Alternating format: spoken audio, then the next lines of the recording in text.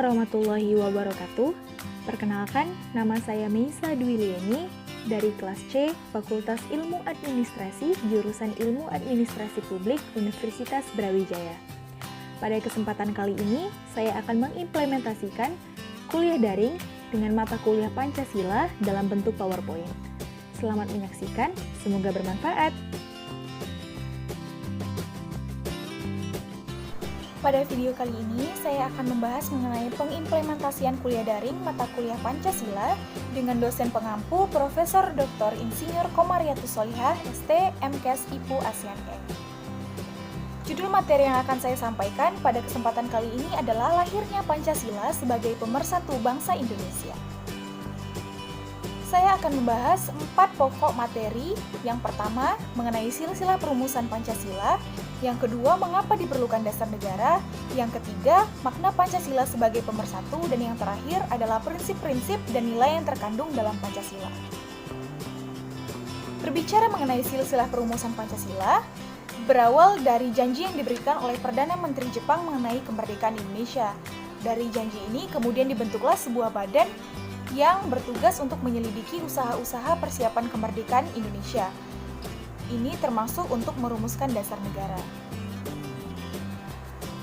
Perumusan Pancasila terjadi pada tanggal 29 Mei 1945 melalui Badan Bentukan Jepang Dokuritsu Jumbi Kosakai, sedangkan dalam bahasa Indonesianya adalah Badan Penyelidik Usaha Persiapan Kemerdekaan Indonesia atau yang kita kenal dengan BPUPKI. Sidang BPUPKI ini sendiri pertama dilaksanakan pada 29 Mei sampai dengan 1 Juni 1945. Ada 3 tokoh yang mengeluarkan pendapatnya mengenai dasar negara Indonesia. Yang pertama ada Bapak Muhammad Yamin pada tanggal 29 Mei 1945. Yang kedua ada Bapak Dr. Supomo pada tanggal 31 Mei 1945. Dan yang terakhir ada Bapak Insinyur Soekarno pada tanggal 1 Juni 1945. Isi dari dasar yang dirumuskan oleh ketiga tokoh tadi itu sebenarnya hampir sama. Teman-teman bisa lihat sendiri di screen yang sudah saya bagikan, di mana ketiga-tiganya ini sama-sama membahas mengenai hal-hal yang berkaitan dengan kesejahteraan seluruh rakyat, mulai dari aspek religius, kemanusiaan, persatuan, hingga keadilan yang menjadi hak bagi seluruh bangsa.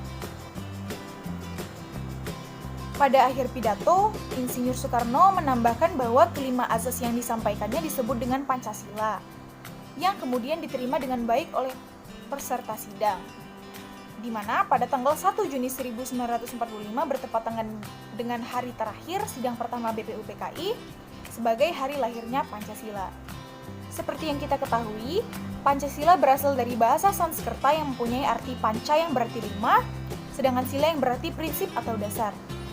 Sehingga Pancasila dapat diartikan sebagai dasar negara yang memuat 5 nilai yang terkandung di dalamnya. Selanjutnya ada mengapa diperlukan dasar negara. Di sini saya sudah mengambil 3 alasan penting yang dapat kita jadikan sebagai alasan mengapa sih diperlukan dasar negara. Yang pertama sebagai fondasi dari sebuah bangsa yang besar. Seperti yang kita ketahui, bangsa Indonesia merupakan bangsa yang kaya akan keragaman suku, budaya, agama, dan bahasa. Hal ini tentu saja bangsa Indonesia rentan akan adanya disintegrasi dari keragaman yang ada. Oleh sebab itu diperlukan sebuah fondasi yang besar untuk memperkokoh persatuan dan kesatuan bangsa Indonesia.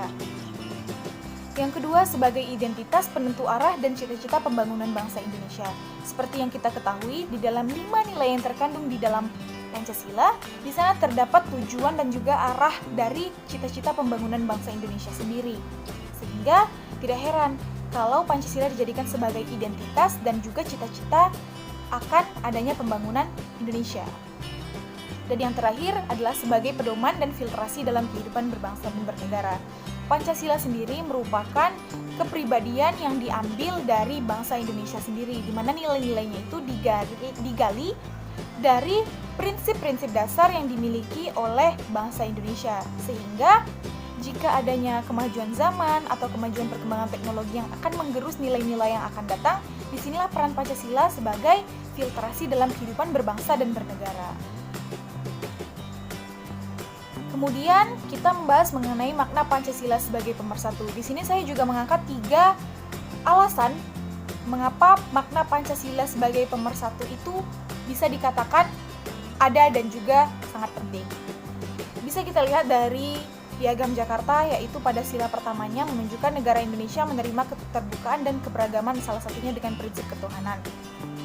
Seperti yang kita ketahui, pada awalnya bunyi sila pertama dari Piagam Jakarta adalah ketuhanan dengan kewajiban menjalankan syariat-syariat Islam bagi para pemeluknya. Di sini jelas saja, seperti yang kita ketahui, bahwasanya sebenarnya bangsa Indonesia itu adalah bangsa yang heterogen. Maka dari itu, Indonesia juga sangat terbuka dalam prinsip ketuhanan. Dan Pancasila kemudian dirubah sila pertamanya menjadi ketuhanan yang Maha Esa, karena menghargai pemeluk agama-agama lain yang ada di Indonesia. Kemudian semboyan Bhinneka Tunggal Ika yang terdapat di dalam Pancasila ini tentu saja menjadi semboyan pemersatu juga, karena seperti yang kita ketahui Bhinneka Tunggal Ika berarti walaupun berbeda-beda tetapi tetap satu jua. Di mana dari keberagaman yang dimiliki oleh bangsa Indonesia sudah seharusnya itu bukan alasan menjadi pemecah belah, tetapi justru menjadi alasan untuk mempersatukan semua pemahaman yang ada. Yang ketiga adalah sila-sila yang terkandung sesuai dengan kondisi dan kepribadian masyarakat Indonesia, sehingga Pancasila ini dijadikan sebagai pedoman pemersatu dari seluruh keberagaman yang tadi. Karena tentu saja keberagaman harus dijadikan keseragaman dengan Pancasila sebagai dasar negara. Dan yang terakhir adalah prinsip-prinsip dan nilai yang terkandung dalam Pancasila sebagai pemersatu. Yang pertama, prinsip Bhinneka Tunggal Ika, yaitu prinsip di mana-mana walaupun berbeda-beda tetapi tetap satu jua. Meskipun terdapat banyak perbedaan suku, agama, budaya, bahasa, kita tidak boleh saling mengungguli, tetapi justru menganggap semua perbedaan yang ada adalah sebagai karunia dari Tuhan Yang Maha Esa. Kemudian, prinsip nasionalisme Indonesia. Seperti yang kita ketahui, kita boleh saja mencintai negara kita, tapi bukan berarti kita memaksakan kehendak kita kepada bangsa lain, karena sangat tidak sesuai dengan sila ketuhanan yang Maha Esa dan juga kemanusiaan yang adil dan beradab. Dan yang ketiga, prinsip kebebasan yang bertanggung jawab. Maksud dari prinsip kebebasan yang bertanggung jawab adalah sebagai manusia, makhluk ciptaan Tuhan Yang Maha Esa, kita seharusnya mempertanggungjawabkan bagaimana hubungan kita dengan sesama manusia dan juga dengan sesama Tuhan. Dan yang keempat, prinsip wawasan Nusantara. Di sini maksud dari prinsip wawasan Nusantara adalah dengan wawasan Nusantara yang kita miliki, tentu saja itu akan menjadi sebuah motivasi untuk bersemangat menuju pembangunan nasional. Dan yang kelima adalah prinsip persatuan pembangunan untuk mewujudkan cita-cita reformasi. Di mana yang kita ketahui, persatuan merupakan modal utama, modal yang paling besar untuk bisa mewujudkan cita-cita reformasi itu. Karena kalau sudah ada persatuan, pasti semua rencana dan planning termasuk cita-cita reformasi akan terwujud dengan sangat mudah. Baik, ini adalah daftar pustaka atau referensi yang saya ambil untuk menyelesaikan video PowerPoint ini. Jika ada pertanyaan, teman-teman bisa menghubungi saya lewat email saya di meisadwi53@gmail.com. Terima kasih.